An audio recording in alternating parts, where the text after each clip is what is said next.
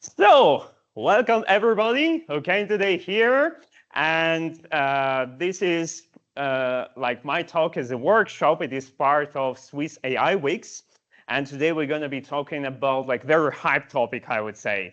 It's called physics-inspired AI. Basically, the thing is that you can look at AI at the one that is really physics related, like for example, quantum AI, which uses explicitly the principles of quantum physics and could be run on a real quantum computer. And this is like the AI, like physics that is helping AI. And there is just classical AI using the principles of physics, but not anyhow connected to executing it with physics.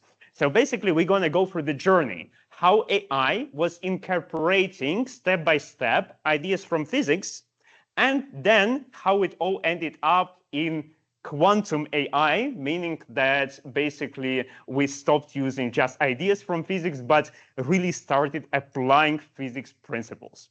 For that, I have created a repo. And you can get 3 pieces of Jupyter Notebook. One is called Guide. So basically there I'm going to provide all the information that is for what you should know, like basics of today's lecture. This would be useful. The other one is called, it's already solutions, but I need code. So code here, you have like all the dependencies that you need. Then you can see like all the formulas, all the codes that we're going to be running today. And what is cool is that it doesn't matter if you are sitting here or online, you can then solve tasks. So I have prepared inside the code for you these little tasks.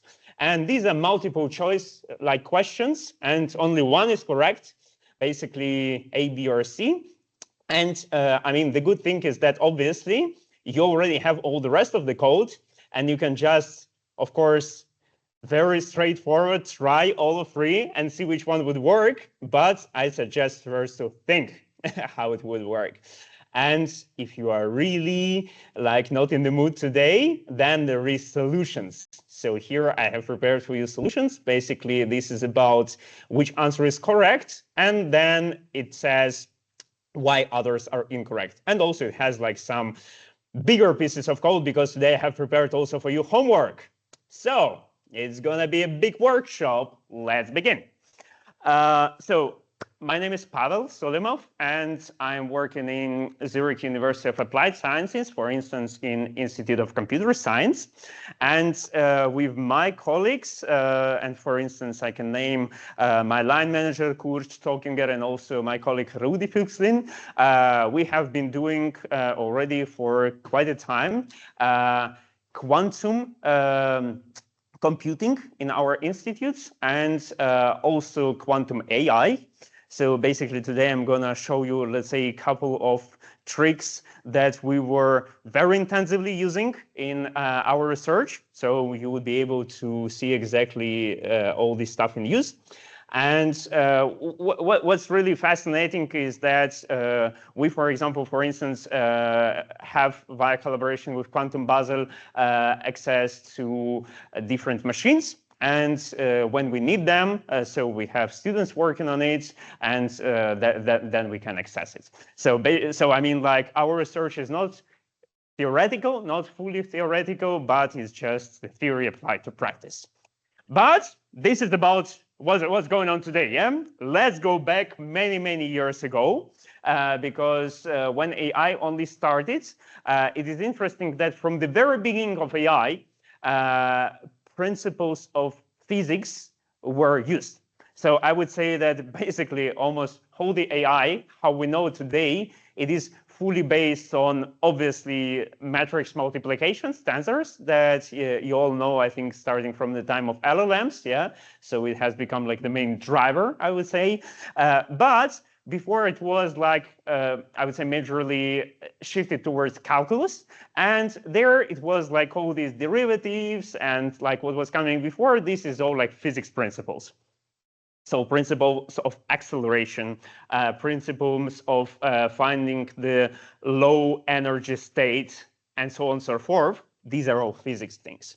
And the first one, so I mean, like basically, here I provide for you what you are good to know if you would like to be familiar with, in general, physics-inspired, physics-informed, and quantum AI. These are like some physics principles. You can then look into some interactive quantum tools, and there are some interesting like toy data sets where you can see if physics-inspired AI is better than not physics-inspired AI. So this is also very, very funny thing. And let's say if you want to also do the same stuff as I'm going to do today, then you are better to have to be familiar with PyTorch. And also, let's say in terms of quantum, today we're going to be using Qiskit, PennyLane. So these are two main packages that are about working with quantum algorithms and quantum AI. But you don't need these packages if we start from the very, very beginning of, let's say, simulated annealing. And here I just provide for you a brief introduction into what is simulated annealing. And in fact, I would say that all what we're going to be talking today, it is based on principles of cooling. So I would say that except from quantum, in quantum, cooling is important in itself so that you keep the quantum computer stable. Yeah, you need to keep it under low temperature. If it's not only, for example, photonic quantum computer, yeah. So there are a lot of cool startups now that are working on photonic chips. So this is different one, yeah. There you can work with room temperature. But in the quantum computers that we have now, the big ones, you need to have like temperature close to 0 Kelvin.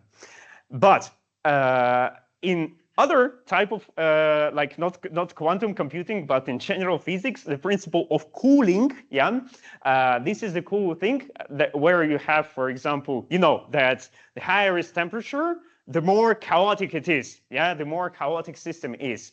And this is like the basic, I would say, law of physics that in general, the system itself, if you do not have interactions outside, it is trying to go to the minimal energy state.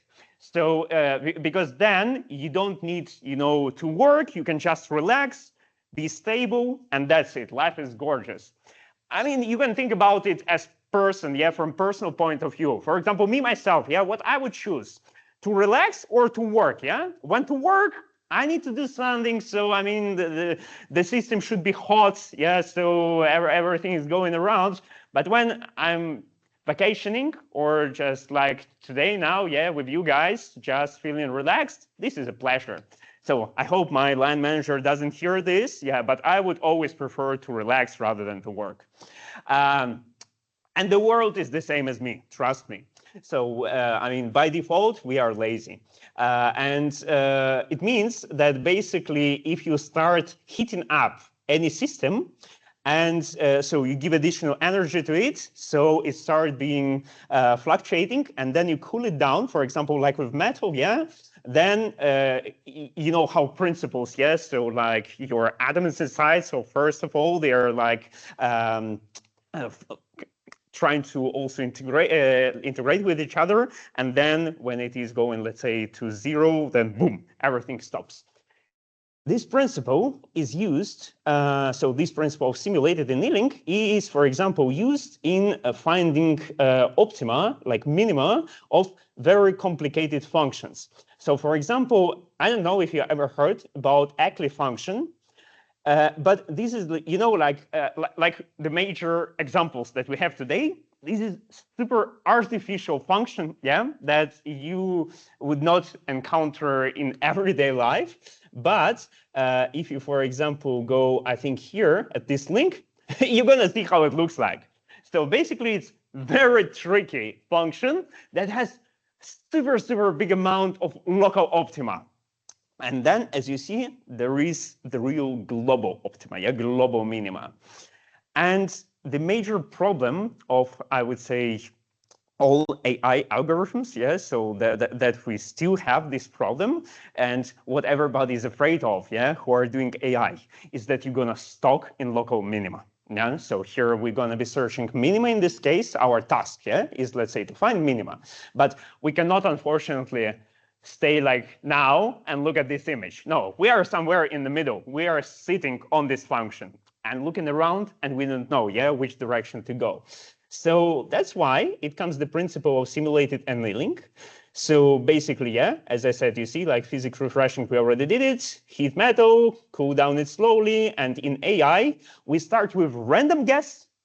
Then we allow chaotic bad moves in the beginning to escape local minima. And then with the evolution of time, we are tending towards the global optima, because in the beginning, we didn't allow us to stack. Yeah, so we were jumping around, looking around, and then finally we saw like, aha, here it is. Yeah, here is our global minima. So basically, the good news is that it is very easy to be done via the SciPy. I think you all who are working with whatever kind of science, just basic statistics, you know, SciPy package and SciPy Optimize is very strong one. So the truth, I would say, is that sometimes machine learning, you know, people are nowadays trying to apply machine learning everywhere. But I would say that in some cases, just optimizing with some traditional methods, if the function is not that complicated, you can do it via, for example, SciPy Optimize. And if you look at code, if you look in the very beginning of the code, what you're going to see is these thermodynamics optimization and simulated annealing. So here I have prepared for you this Ackley function. This is it. So this is exactly this formula, but in Python. And basically there you just have this process of finding. So you see like you are running this dual annealing, and that's it. So you say the function, you have like the bounds. So we have the search bounds, and that's it. So very basic thing. I would say that this was the very beginning of the era of AI, how these physics-inspired things started being used. Questions so far? Do not hesitate to tell me. Just, I would, sorry, turn on the voice if anybody online has questions, but if not, then we can, you know, continue. And I mean, if you're gonna continue being silent, then we can finish this as soon as possible and then drink a lot of beer, eat Swiss sweets. Who are online, I'm sorry, or offline, you are lucky guys. Yeah, so basically, we start with this very simple principle, yeah? And as I said, yeah, now let's, before moving on, what other principles you know that are based on this idea of cooling? I think those of you who are like not data scientists who just graduated from some online course, but those who got a little bit deeper education, you know that there is such a stuff that is called scheduling of the learning rate, yeah? So that when you are training your deep learning model, you never have a static learning rate. So I would say that this is even a good question for the interviews. If you are interviewing somebody, or if you come to interview, expect this question from experienced data scientists who are going to ask you like, how would you organize, how would you schedule the process of training? When there is such a question, it means that how you're going to find the trade-off between learning rate and batch size, yeah? Because ideally, let's say in the ideal world with huge computers, we would prefer not to have batching at all. We would prefer to just get all the data at once, put it into our method, perform whatever matrix multiplications, so on and so forth, and find the minima immediately. Unfortunately, currently with so much data that we have, it is absolutely impossible. So that's why what you're doing, you're breaking your data into batches and trying to do it step by step via stochastic gradient descent. Yeah? This is how it is usually done. And since you have batches, you also have the steps that you're doing. Yeah? So because you don't see all the data immediately. So with this bunch of data is going to give you a hint after going forward pass which direction better to go, yeah? Because so these data, based on these data, you're gonna have like direction, where to go, and then you're gonna another bench of data, you have in another bench of data, it's showing you the other direction, and you need to understand how big your steps should be. And you can guess from what I already told you that the main idea that stays behind is that first, your system should be very hot. Yeah, doesn't matter what you are doing in machine learning, just remember this principle. First, it is super hot, in the end, it is super cold. What it means super hot? Super hot, it means that you should be, in the beginning, jumping around as much as possible. So what it means? It means that in the beginning, you should have pretty huge learning rate, yeah? So it means that you should be exploring around your function that you have, yeah? So we don't know what is the function that you are learning with your weights, but you should be jumping around, and the best way how to jump around is to jump around in smaller batches. Because if you are jumping around with big batches, then it means that basically you're gonna have huge amount of data, it's gonna be processing for a long time, and finally, after processing such a big batch of data, if you choose to have a huge step, it might bring you somewhere into the wrong direction, yeah? So it means that you spend time, you spend data, you jumped into the other direction that was like maybe not that much aligning to the one that you wish, and what for this all was, yeah? So that's why always the learning rate and the batch size, they are opposite. So if you have like huge learning rate, you should have smaller batch size, and vice versa. So imagine, yeah, now we have super hot system, so we are jumping around, getting small batches of data, discovering what is there, and since we initially already discovered different directions, and our model understood that here it is bad, yeah, so jumped into the other place, it's also bad, jump here, oh, okay, it's better, yeah? We are getting a little bit more data and start making our jumps a little bit smaller. So basically we are, you know, the same, yes, so as we now discussed, that you need first to explore and then to start already exploiting, yeah?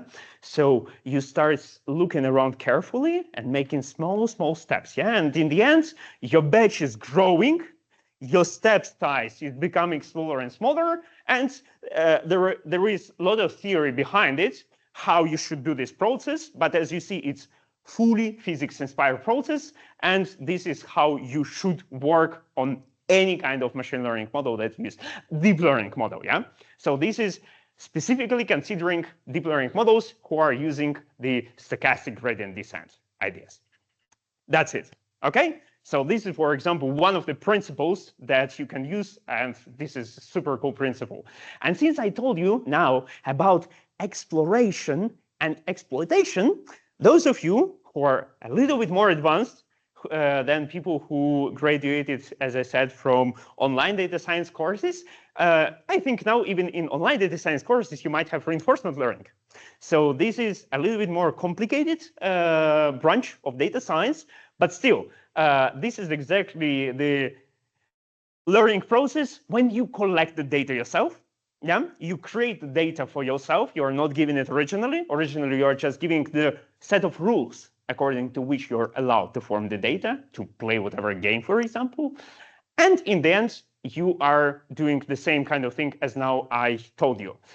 Since you know nothing, you first make exploration. So you're making different moves around the environment that you are given, yes, so whatever you're doing. And then the closer you are to the end of the game, you're making smaller moves.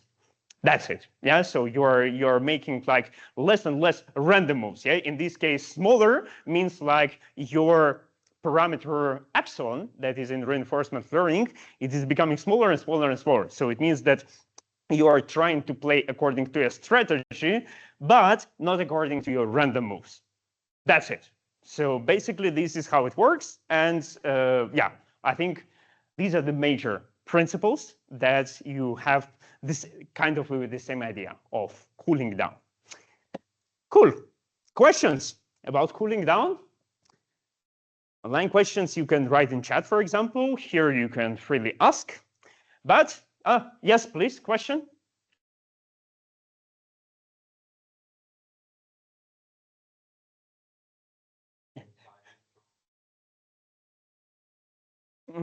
I would say that, yeah, so for the audience online, there was a question about how to use this principle in LLM. I would say that starting a couple of years ago in LLM, it's now such a big trend, as you are correctly saying, sir, that we cannot train these huge LLMs anymore, yeah? Already only big companies do this. And I think now still everybody is waiting for release of the LLM from ETH and EPFL. So I was checking a week ago. It was not yet online, but it's already released. Jesus Christ, guys! You see, this is why we are here. So we exchange news. So I would check it after the lecture, because I mean this LLM, it should have not only the training. So before, for example, OpenAI, it released the model, yeah, but the training data was not released and the training process was not released. This model is promised to have everything open. So let's check it. But coming back to the question of that we cannot anymore train these huge LLMs, yeah, that for example ETH and EPFL still can do. We usual people, we are left to do fine-tuning, yeah, like one of the cases, yeah. So we are using prompts, we are using fine-tuning, or we are using the principle of improving our model via reinforcement learning. Yeah, so in LLM, I would say really this is the trend that I have seen starting from a couple of years ago until now. It's just coming more and more efficient algorithms. So originally it was reinforcement learning from human feedback.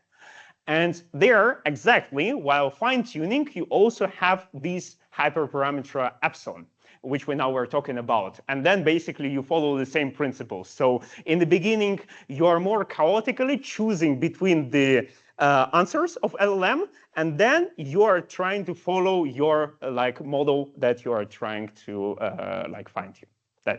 This is kind of the principle. Good question. All right. Yeah.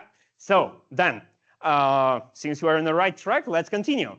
Because then later we have, as you see, statical mechanics and energy-based models. So before it was about thermodynamics and optimization.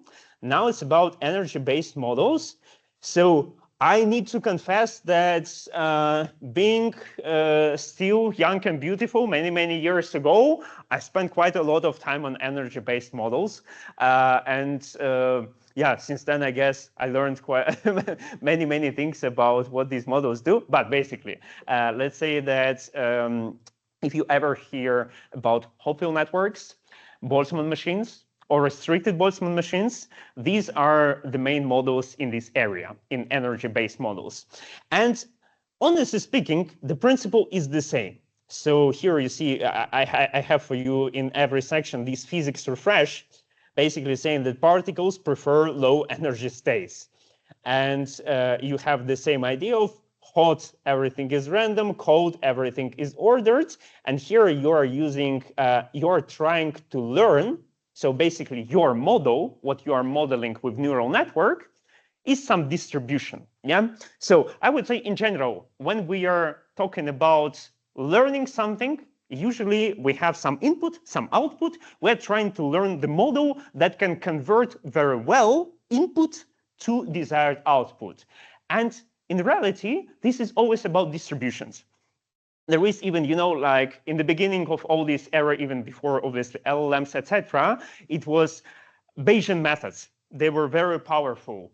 And even now, there is like a huge branch of neural networks that is called Bayesian neural networks. So this is a separate stream, separate direction. And I would say that in some niche things, this is still very powerful, yeah? Obviously, it's not about LLMs anymore, because Bayesian approach, I think it was also in the beginning working on this bag of words, and people were applying some naive Bayes optimizer. But for example, still now you can have these kind of ideas of learning distributions. And again, many years ago, the guy who you might know, so here is a link for the Toronto. University. And even if you don't know about this guy, you should know about him, I think, starting the beginning of this year or end of last year. I don't remember. So I think he was awarded Nobel Prize, yeah, this or last year. Sorry, I don't already remember. But sorry? Last year. So you see, already starting last year, you should know about Geoffrey Hinton. I think he was surprised himself that he got Nobel Prize for physics. But in reality, Geoffrey Hinton is truly the guy who created the majority of neural networks architectures based on physics principles.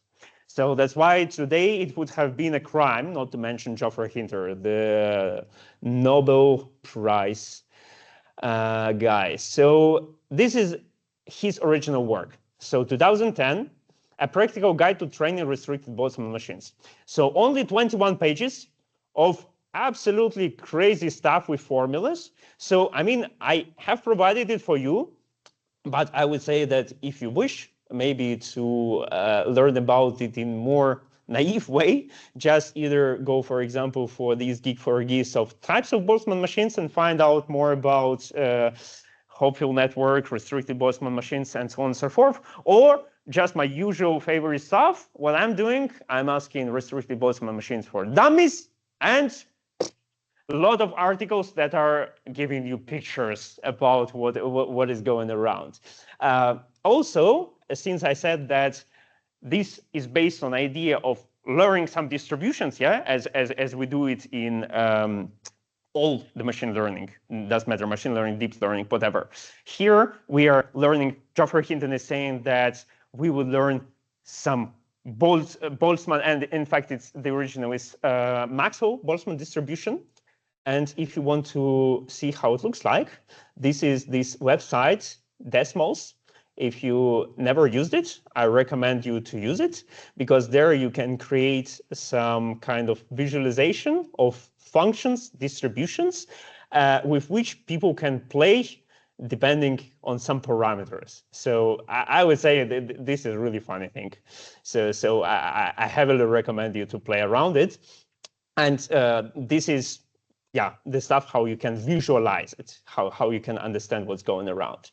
And if we are talking about the code, here it goes in parts A1A, these energy-based models. And here I just programmed for you restricted Boltzmann machine that is trained using Gibbs sampling, so some basic principles. And here you have just the reconstruction of MNIST dataset. So before we were looking at some abstract function that is, I mean, it's known to be well suitable for the simulated annealing because it is hard for many other methods, but super cool working for simulated annealing. Here, this is already, let's say, more widely used dataset. So it's MNIST dataset where I think we just blur something or remove some parts, and then these kind of, and then learning from the elements left, the distribution, we are then able to reconstruct it. So basically we have the corrupted image and reconstructed image. And this is kind of the main power of these energy-based functions. So they are learning the hidden distribution, and then even if some part of it is missing, it is able to reconstruct the parts that were not there initially. So very powerful mechanism. Again, as of now, maybe this is already a little bit outdated. So yeah, I'm not sure that I can recommend you to use it for any task.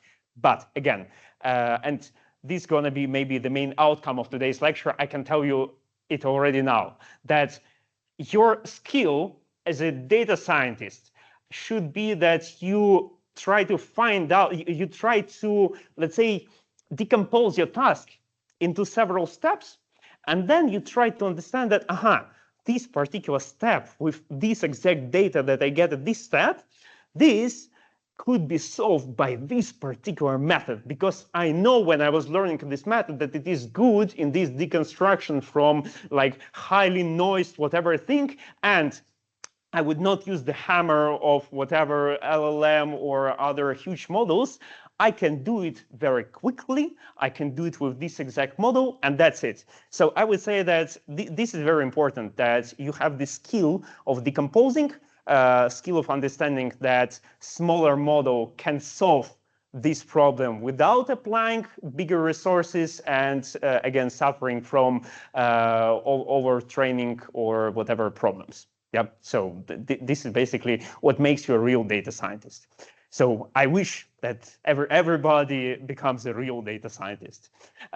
Doesn't matter if you graduated from university or finished online courses. Sorry, maybe it was a little bit too much negative to finishing online courses. Online courses are good if you finish them and then you get more and more practice. Yeah, so these things, they unfortunately come only with practice. You cannot learn it even in university. You need to dive into, become dirty, make all this job. So yeah. Because I mean, you know, I can tell you maybe before we come to the next point, I can tell you a little story about people using super cool models and then occurring that it doesn't work on practice in production. So now maybe a lot of you are using audiobooks. So I mean, I still myself either read or listen if I'm on the train, for example. The thing is that it costs money to pay people and then to get from them some new, let's say, book that was released, to then get over voice of it and so on and so forth. So today's voice technologies, they are so good, yeah, so text to speech, speech to text, etc. So that why not to make the artistic over voice of whatever text, yeah, for example, some book, whatever book you like, choose it, yeah, better to choose some new book. And then it occurs that in order to do this, you need to stack several models. So first of all, you get some just tokenization, then you get lemmatization, then you make transformation for the, let's say, parts available for voicing over and so on and so forth. So I mean, like there are many, many steps, and it occurs that each of these steps, it could be done very well with some already well-studied models that are huge, consisting of millions and billions parameters. And what was with one audio service that I would not name, so that they do not sue me, they tried to make like the new model, and they tried to make all the books they have in audio format. Because if you go to just some online book services, sometimes you have audiobook, sometimes you do not. They try to make any book just over voiced. What has happened? It occurred that it works super cool. You get very nice, smooth, deep voice almost for every book. But before every chapter, you need to wait for about a couple of minutes. So like every time, so you should have wait, and especially if your chapters are super short, it doesn't matter. So it doesn't matter because it gets some like running of learning mechanism and then inferencing. And basically they should have then dropped these models and the quality of final service. So imagine that they try to get focus groups. They tried to make this service, so people were happy with the quality. They were absolutely unhappy with how long it takes to this model run. They refused using this service, and then this audio service had to come back to smaller, weaker model, but that can work faster, and that can now overvoice not every book, because some books are harder for overvoicing, some are easier. So this is the thing, yeah? So, I mean, this is basically also a very important point, yeah? That's why I'm saying that, okay, now maybe I cannot recommend you use restricted Boltzmann machine. But in fact, restricted Boltzmann machine has much, much less parameters than any big model that exists now. And in some cases, as I said, in one of steps, you might see that, oh, it could be used. Let's use it. Yeah. On the, let's say, last step, I'm going to use bigger model. But here, on these intermediate steps, I'm going to use smaller model. That's it. All right. With this very deep knowledge, we are moving on to heat equation. I mean, I'm not sure how much you remember from differential equations, because this is like a stuff that I would say even me myself, I was already not solving differential equations for more than 5 years, I guess. But the thing is that, there are many methods to solve differential equations. So exact methods, inexact methods, etc. But it occurs that you can also solve it with neural networks, with such called physics-informed neural networks. And in some cases, obviously, it is like just a hammer used for whatever problem that you can use without it. But sometimes it occurs to be interesting. So first, we're going to look at toy example, just the heat equation. And in code, if you go down, you're going to see exactly this heat equation where you aim to find the temperature along a rod of length L. And you know that differential equations, they are in fact, and here I have it in guide, so that just to, or I don't have it. No.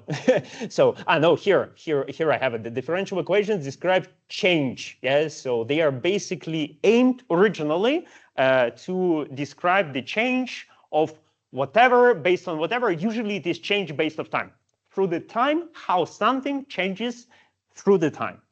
And in this particular case, we have this toy example, but it's interesting that, again, so why would we use neural network? And here, this is very simple.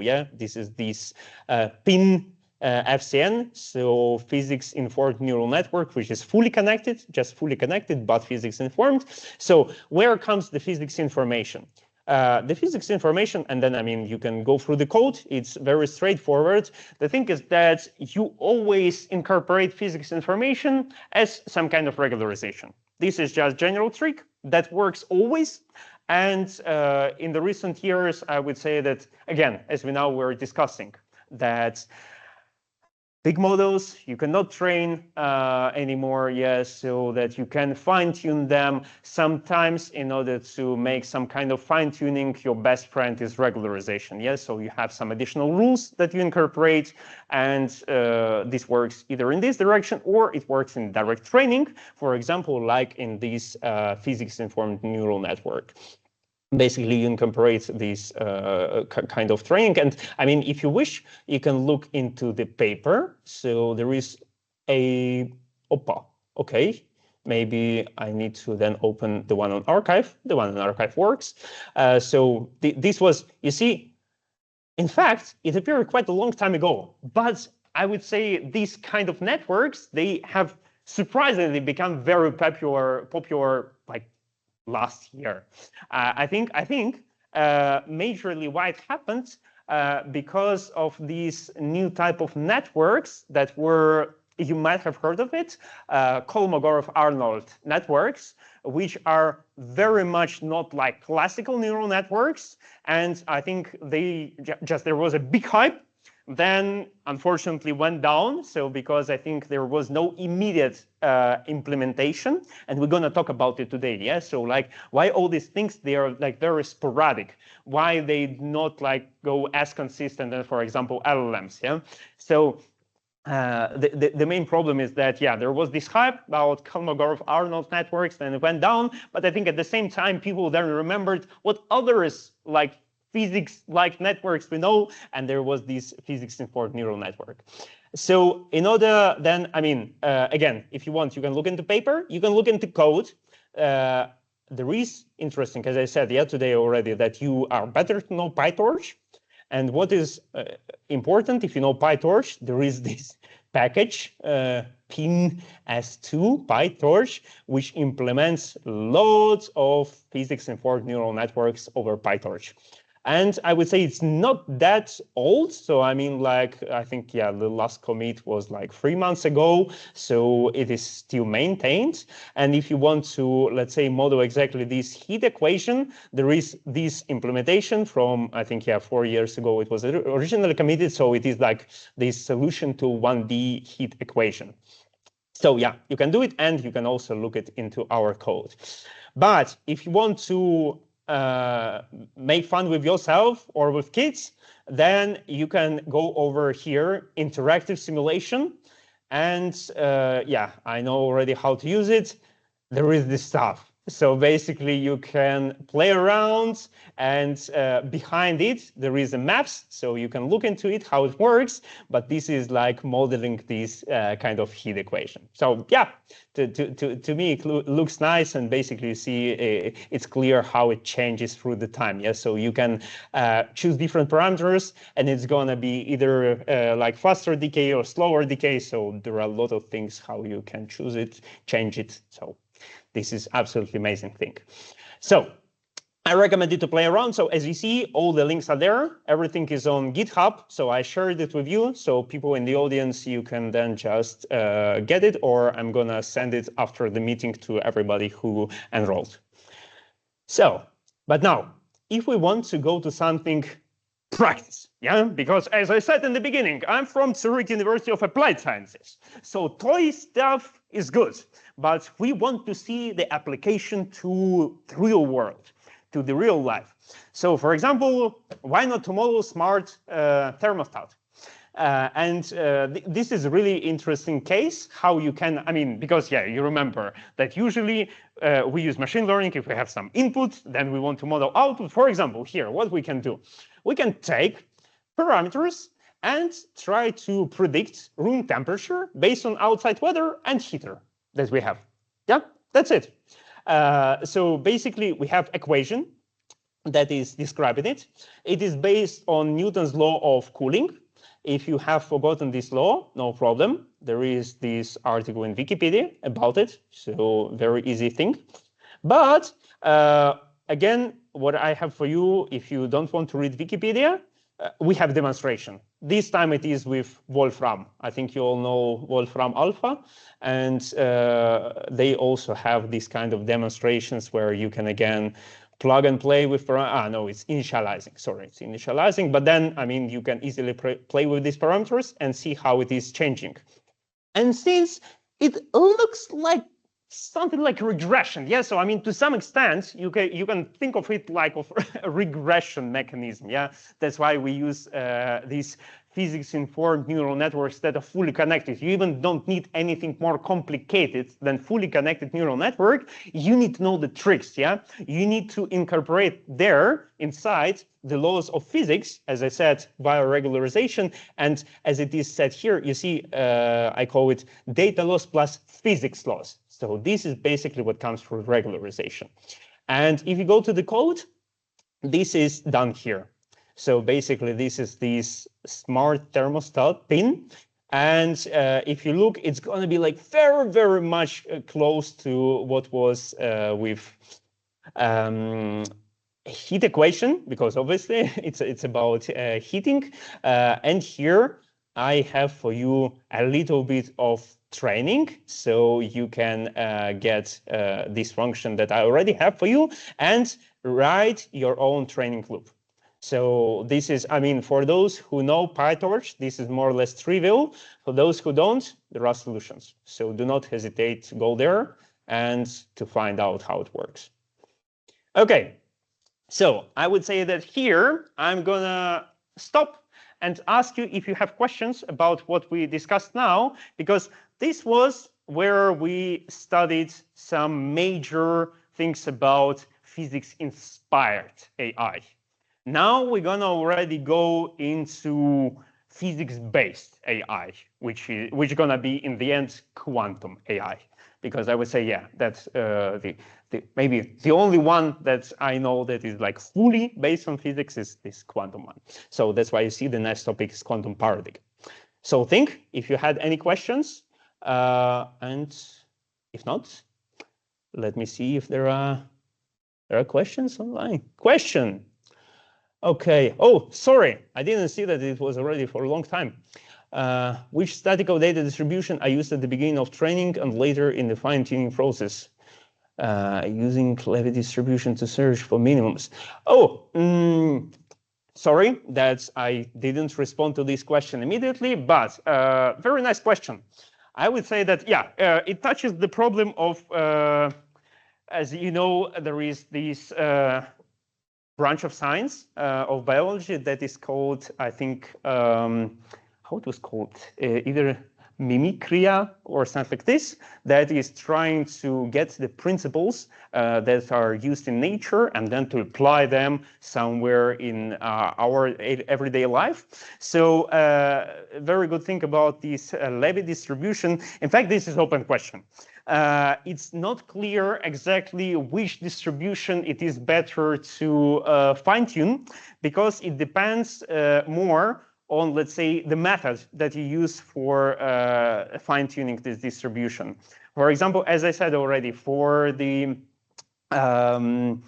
restricted Boltzmann machine, for the Boltzmann distribution, it is very natural to use Gibbs sampling, for example. Yeah, so this is like straightforward stuff that is known.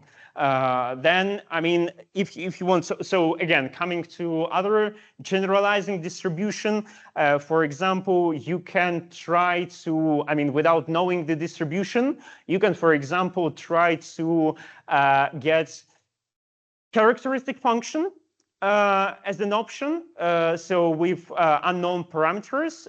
So try to make it, instead of continuous, try to make it discrete, discretize it in a vector, and then try to fine-tune, for example, this.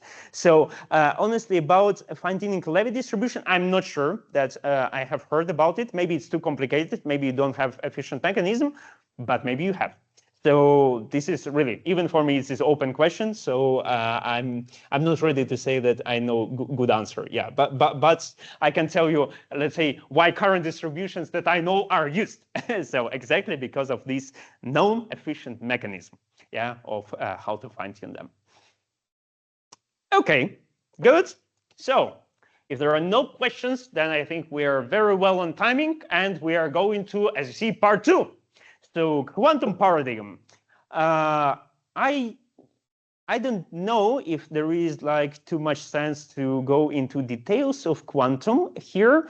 I can just mention, let's say, a couple of things about quantum that you just know it. Yeah, that we use principles of superposition and we use principles of entanglement.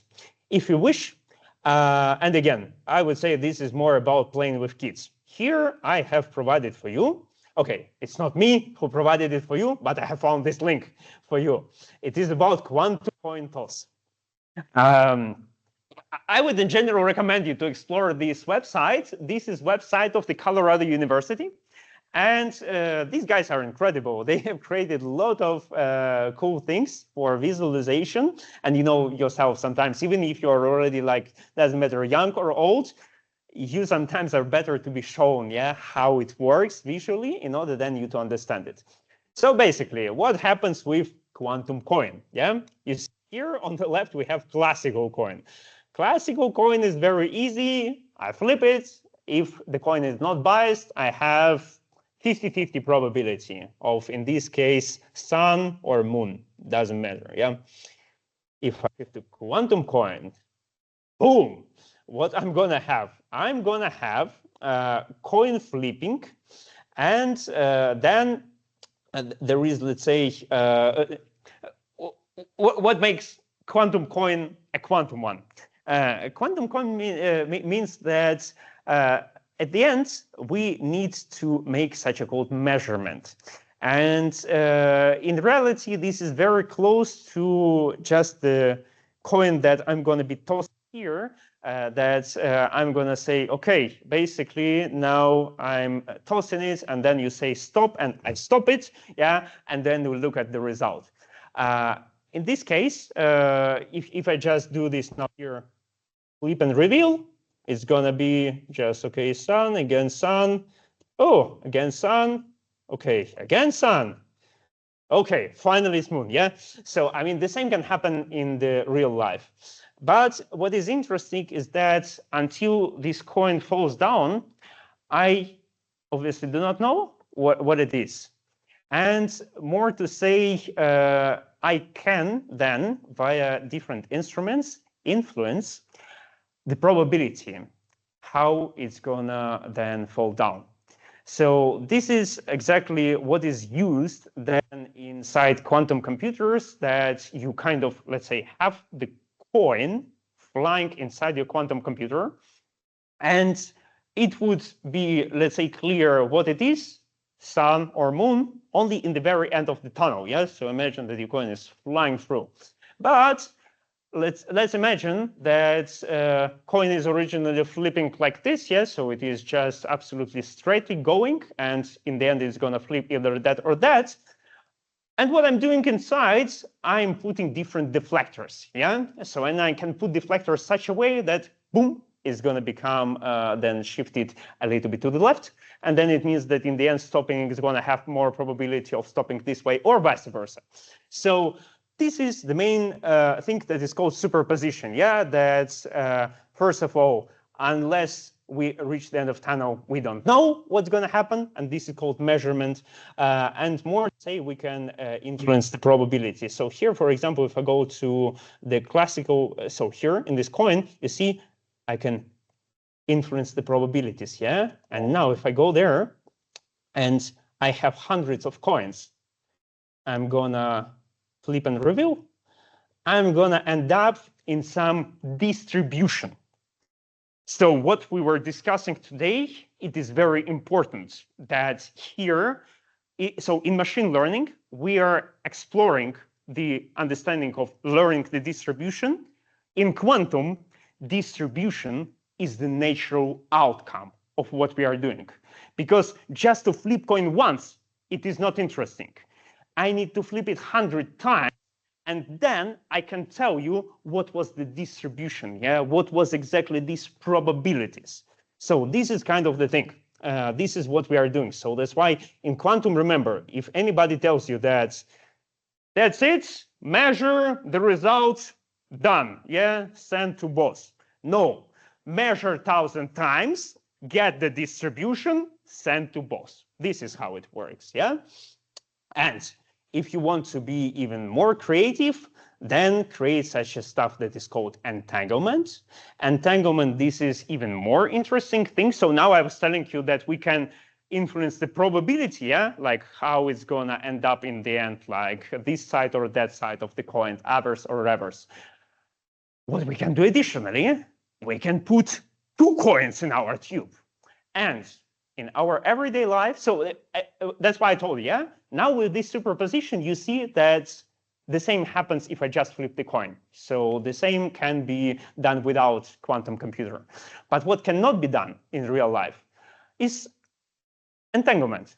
So entanglement is absolutely like the principle that is coming from quantum physics. And this is the idea that you should have 2 coins. And imagine that now one coin is influencing the destiny of the other one. So just they do not speak to each other, but they are, let's say, collaborating. They are communicating via if-else condition. So let's say this coin, it is the main one. You always have control coin, or it's called control quantum bit. And there is like the target coin or target quantum bit. And then control coin is deciding, like it says that if I'm gonna flip this side, you're obliged to flip that side. I don't care what you're gonna be doing. You are obliged to do it. So this is kind of the stuff that you usually, I mean, in order to now imagine get this principle and put into classical neural network, imagine that you have 2 neurons, yeah? And usually they're just connected, yeah? Just they have like, for example, if you have one outcome neuron, they're just coming with weights and they're independent to some extent. So basically you have this with weight, you're going there. And now with this quantum principle, imagine that you can introduce in your neural network this kind of dependency. And it's even, let's say, I do not say that it is kind of the correlation, but it's more, as I said, like this if-else thing. And this occurred to be, for some cases, a game changer. So now I'm going to just show you what are these cases where you can use this principle. But this is what you should remember, yeah, that we have this kind of superposition, which is clear, and this entanglement, this if-else, which we need to understand how to use it, yeah? So first of all, we are doing such a called quantum feature map. So imagine that you have your data, and you need then to represent it in the quantum in terms of coins, yeah? You need to somehow like represent it there. the easiest way to do it is just imagine, I mean, remember how you're doing it in your classical neural network. You have the input neurons, and for example, you normalize your features. You are saying that, okay, 10 inputs, and I have each of them between 0 and 1. So I just put between 0 and 1. They're all limited. Everything is fine. There are no problems with like cliffing or boosting gradients, whatever. What happens in this case? In this case, I told you, yeah, I have coin, which could be this way or that way. What you can tell me? Okay, take this coin and rotate it, yeah? If you're going to normalize for me, for example, your feature, you would make it between 0 and 2 pi. You can suggest me to rotate this coin according to what the value of your feature is. And that's it. So, I mean, like, this is one of the ways how the majority works with the input to quantum neural network, because this is the closest one to the classical concept. So yeah, now instead of neurons, we have quantum bits or qubits. And instead of just saying that you are 0, you are like 0.5, you are minus 0.7, we are taking these qubits or coins and rotating them in whatever direction. We choose some direction, how we rotate it, and we just do it with some normalized features. So there are many possibilities how to do it, yeah? Now I'm just telling you about the most popular one, I would say, because this is, as I said, the most intuitive and naive to some extent. But for example, from Qiskit, so now we are coming closely already to how to implement it. So we can use one of two packages. Usually people use one of two packages. One is called Qiskit, another is called PennyLane. In Qiskit, so first of all, as you see, website is not that fast, but let's go maybe to PennyLane and see if their website is faster. Oh, PennyLane is great. I mean, Qiskit is also great, but PennyLane, as you see today, is faster. So basically here, you can look at tutorials about how to do different kinds of encodings. So how to embed data into quantum state. So what now I'm talking about, this position here of the coin. So this is basically about quantum state. And hopefully IBM works. Okay. No, but I mean, you can go there and look through all the possible things, how you can form your encoding. So if you go to the code, you have here, first of all, a little bit of playing with quantum paradigm. So here I'm suggesting you different. So, okay, just maybe one thing to tell you that in the beginning I said, yeah, that the majority of latest years, it was about all these tensor matrix multiplications. Since like for LLM, it's like the leading mechanism. For quantum are to some extent also can become super popular, because this is all about taking these qubits. Yeah, let's now already move a little bit from coins to qubits and rotate them. And we are doing it not in our classical space, but we are doing it in Hilbert space, because they're a little bit more complicated. We can have complex numbers there, but as of now, it doesn't really matter. Just for rotating them, yeah, as now I suggested, for example, according to our input parameter, we do it via the matrix. We do it via the rotation matrix, and here I just give you an example of metrics, how you can rotate it, and then you can, for example, apply entanglements, etc. So I really recommend you to play around it. And the next game is about creating quantum feature map.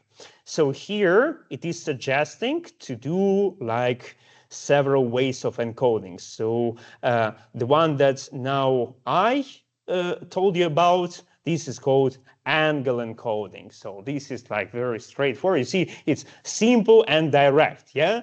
But there are, for example, basis encoding, there are amplitude encoding, and there are different, already more sophisticated feature maps that you can do. And I mean, this is the same idea as in your classical neural network. When you encode your features, you never immediately start just training. So I mean, like, if you do like this, it means that your problem is super simple. Usually what you are doing as a first step, you are doing embedding layer. You almost always produce this step because, first of all, you need to make sure that without any kind of non-linearities, without any kind of different tricks, you can just extract features. So people are not talking about it as PCA, yeah, like principal component analysis, but to some extent, this embedding layer, which usually comes in the beginning, this is responsible for that. This is responsible for feature extraction. And in quantum neural networks, this step is explicitly done via constructing quantum feature maps. So basically, this is something that you are not tuning. Yeah, this is in quantum case, it is not tunable. You just choose some parameters. This is to some extent, if you know these kind of networks, they are called not capsule networks, but Jesus, how they are called? Oh, I have forgotten. You know, the networks that you just take the fixed matrix and then you train the inverse one. I have forgotten how it is called, but this is exactly this kind of principle you are applying there in this kind of initial feature encoding. So I recommend you to play around it. This is super easy, super straightforward, and here you have already in solution, obviously the solution. So if you go, I think there you have it. Yeah, this quantum feature map. So I recommend you just go through it, and this is super easy. This exactly shows you like how you can rotate them, how you can try to play around them, and so on and so forth. So I think now it should have become, so you see, now we are not yet going into quantum algorithms, but we are saying why quantum, to some extent, could be easily introduced together along with just classical neural networks, because the concept is the same. Yeah, so you have this kind of qubits instead of neurons. You have possibility to encode your data, then telling you in advance, even though you do not ask about it. You can have quantum gradient descent. So there are, I mean, like all these principles that are existing in deep neural networks, they are one way or another are presented in quantum neural networks. And with that knowledge that we can encode our data, let's try to understand how we can then process it. And for that, the most straightforward one is called VQC. So this is just if you go to the code, I think this is here. This is this variational quantum classifier. So basically, you see, that's it. We have state preparation or encoding. We are mapping classical data to quantum. Then we have some circuit. So, and circuit, basically, this is the combination to some extent, to like very simple extent, this is the combination of rotations of single gates, of single qubits, and entangling them with others. Because imagine if you do not make entanglement, then basically what you are doing, you are running in parallel your features. You never do it in your neural network, yeah? You always do, I mean, at least at some point, you either do, for example, kernelization and aggregation, yeah? So, for example, this multiply summation. In this case, you cannot do it that way, but you can introduce this if-else thing. So basically, you're, let's say, imagine, take two features. You rotate one a little bit, then you can entangle it with this one. Yeah, for example, this one you do not rotate, meanwhile. Then you continue, for example, here you say rotate it whatever, θ1 angle, and entangle it together with the third feature, and so on and so forth. And the same as in classical neural networks, if somebody gonna ask you, how do we understand what is the depth of neural network and what is the number of neurons, for example, in layers? The same goes about quantum. Nobody knows. If anybody tells you that this is somehow known in advance, no. There is no idea how to do it. And the main problem, let's say, as of now, is that in classical neural network, you can, for example, take some optimization, hyperparameter optimization mechanism like Optuna. You can play around with different number of kernel size of whatever depth of your network, number of like neurons in each layer, types of layers, type of nonlinearity. Yes, you, for example, can say that to all the layer I apply ReLU, yeah? Or maybe I'm afraid that my ReLU gonna be dead. I'm gonna apply leak ReLU, yeah? Or I know, for example, CeLU, and in this case, this should work because of like how I know the data. Same here would not work that directly because this requires like much more effort to train, and that's why if you just take these like 1 million of options, unfortunately you're not going to be able to do this. So that's why in quantum world, to some extent, people were able to find some golden standards. Yeah. So as I said, that nobody knows. Yes, nobody knows the optimal solution. This is like if coming back to what we were discussing with simulated annealing. Yeah. A lot of local optima. Yeah. Nobody knows like the global one. But local optima in quantum world, people were able to find. So they were able to get like that, for example, this feature map, it gives more or less good feature extraction, yeah? And then you can, for example, train this network just having, for example, full entanglement schema, where you entangle 1 with 2, 2 with 3, 3 with 4, etc., etc., etc. One way to do it. The other way to do it is to, for example, make entanglements separated with rotations along 2 out of 3 axes, because this would bring you to any point on the block sphere. Yeah, so block sphere, this is how called like our, let's say, qubit representation. Yes, since it could be rotated like a ball, and so on and so forth. So in the end, this works the same as classical neural networks, yeah, but just quantum neural networks with encoding and then featurization and algorithm and measurement in the end. Yeah, you remember, for quantum you need to measure. You need to understand what is the result. And then you're going to have kind of this backpropagation, which is a little bit sophisticated, but as of now, do not think about too much. So here you even have the solution for this case. But I mean, like for some code problems, this is immediately clear how to be done. If you want to know more about VQC, I recommend you, in this case, only PennyLane. I do not think that there is a good tutorial for Qiskit, but PennyLane is good in terms of that it can be then connected to Qiskit. There are issues, obviously. So, but you can then connect it to Qiskit and run real computer, for example, an IBM quantum computer. But this is super cool, super straightforward tutorial, which I personally like a lot. So you have this very straightforward network, and as you see, you can like arc sine, etc. So you're getting angles, and if you look at what data I'm suggesting you to work with, this is called Moon's data set. I don't know if you were ever working with it, but this is the data set that comes from sklearn. So this is very standard one.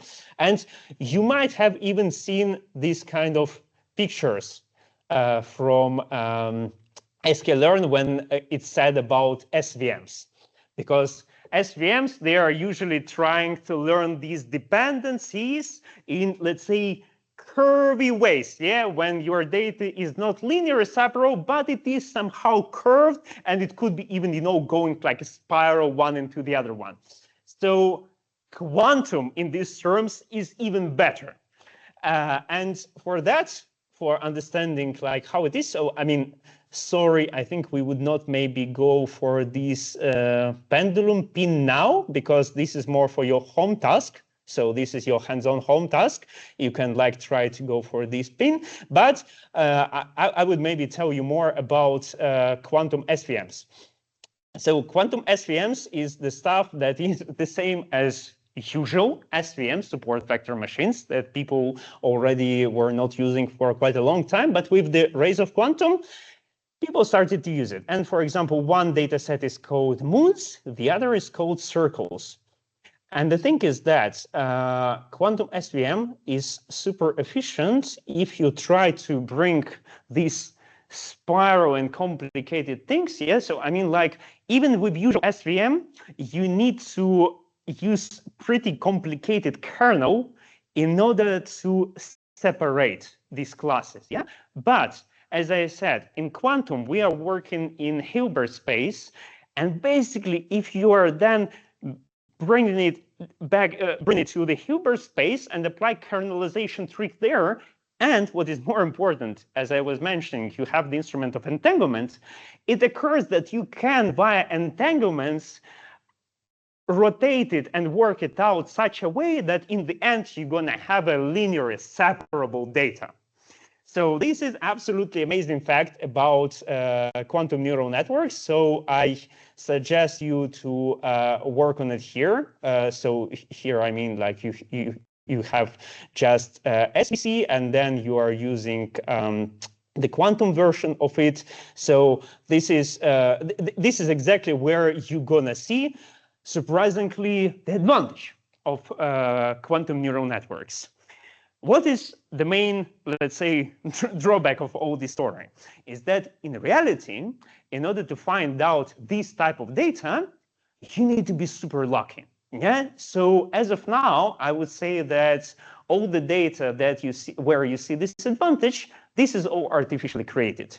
And it was even already, I think, in IBM in 2019 or 20, when they first were releasing these algorithms, they were exactly suggesting these data sets and saying that, unfortunately, this is all artificial.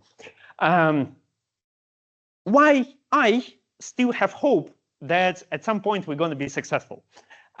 Because exactly of these talents of data engineering and going deeper in your data and maybe even separating it, or let's say processing it such a way that you end up maybe, you know, like this is kind of a little bit weird stuff. That's a lot of mathematical problems that were solved in last, I think, 20 years, they were solved in very interesting way. They were first made more complicated, but then solved because there exist algorithms that solve this complicated problem. There are known ways how to solve this problem, and it occurs that you can take this problem that nobody can solve, bring it to this level, and then solve it. And I believe that the same stuff gonna be about quantum. We are just now missing this algorithm of how to take our data, perhaps make it slightly more complicated, but then with help of quantum, to solve it much faster, so that you do not just have your classical neural network solution that in some known time, with some known algorithm is just breaking down this data and giving you the answer. No, you just need first to get it a little bit more complicated, but since quantum then can solve much faster with help of entanglements and these superposition principles your more complicated data, then you do it faster than classical neural networks.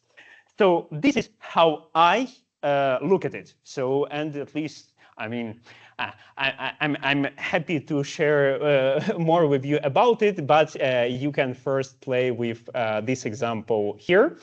And yeah, basically, this is like my suggestion. And again, if you are more let's say you want to go more into details, I have provided for you some, like, you see, an enhanced quantum classical comparison. Then this verdict you see where it says that classical SVM often wins on simple data. Yes, that's true, but then exactly like what we discussed now. So I mean, like, this all requires a little bit deeper dive into the topic. But in the end, I would say that definitely try to look more into what has been done recently in the area of both physics-informed neural networks and quantum networks. Maybe you're going to be finally the one who find out that, this is exactly how we should do. For example, we need to allow classical part to do its job first, then, for example, to use some physics-inspired stuff and extract some features, for example, with these laws.